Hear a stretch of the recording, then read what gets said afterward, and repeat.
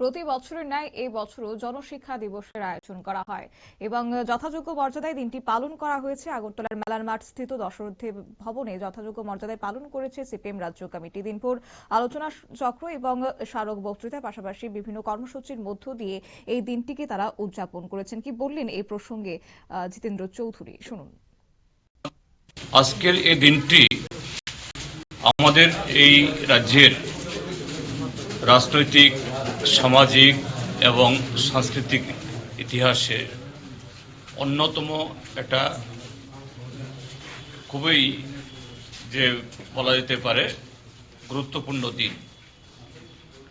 আজকের এই দিনে আজ থেকে ৮০ বছর আগে এই ত্রিপুরা রাজ্য যখন রাজন্য শাসন অধীনে ছিল, সেদিন ত্রিপুরা রাজ্যের রাজন্য শাসনের ১৪০০ বছরের যে অন্ধকার, এই অন্ধকারের জঠর থেকে বেরিয়ে আসার জন্য কতিপয় যুবক, মাত্র ১১ জন, কমরেড দশরথ দেব, জননেতা ত্রিপুরা রাজ্যের প্রাক্তন মুখ্যমন্ত্রী, তার সহযোগী হেমন্ত দেববর্মা, সুধন্য দেববর্মা এবং একেবারে ওই সময়তে একদম তরুণ সদস্য ডাক্তার নীলমণি দেববর্মা, তাদের নেতৃত্বে আমাদের এই আগরতলা শহরের অদূরে দুর্গা চৌধুরী পাড়াতে জনশিক্ষা আন্দোলনের সূচনা হয়েছিল, যার হাত ধরে এই ত্রিপুরা রাজ্যের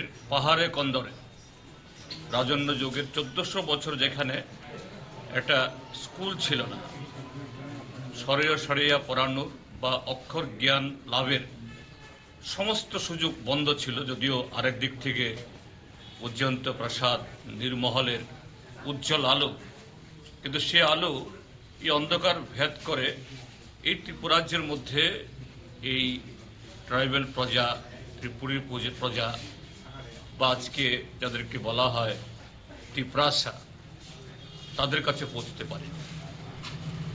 তো এই যে আন্দোলনের মধ্য দিয়ে ৪ শতাধিক স্কুল খুলেছে, এটা শুধু কিছু স্কুল খোলার মধ্য দিয়ে তার যে তাৎপর্য এখানে সীমাবদ্ধ না।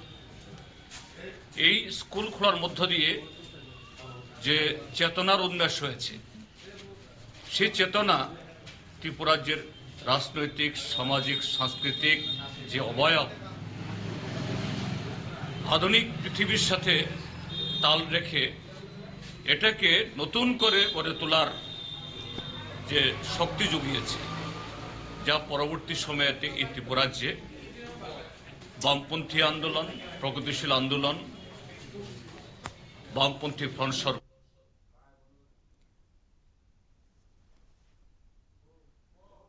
আপনারা শুনলেন বিরোধী দলনেতা অর্থাৎ সিপিএম নেতৃত্ব জিতেন্দ্র চৌধুরীর বক্তব্য এবং এই জনশিক্ষা দিবসের বিশেষ বার্তা এদিন তুলে ধরা হয়। এই গণমুখী আন্দোলনে যারা একটা সময় ভূমিকা রেখে গেছেন, তাদের প্রতিকৃতিতে আজকে পুষ্পার্ঘ্য অর্পণ করে দিনটির গুরুত্ব তুলে ধরেছে জিতেন্দ্র চৌধুরী এবং এই লক্ষ্যে দল ও সংগঠন আগামী দিনেও জোরদার আন্দোলনের বার্তা কিন্তু এদিন দেওয়া হয়েছে। নিয়ে নিচ্ছি ছোট্ট একটি বিজ্ঞাপন বিরতির, সঙ্গে থাকুন।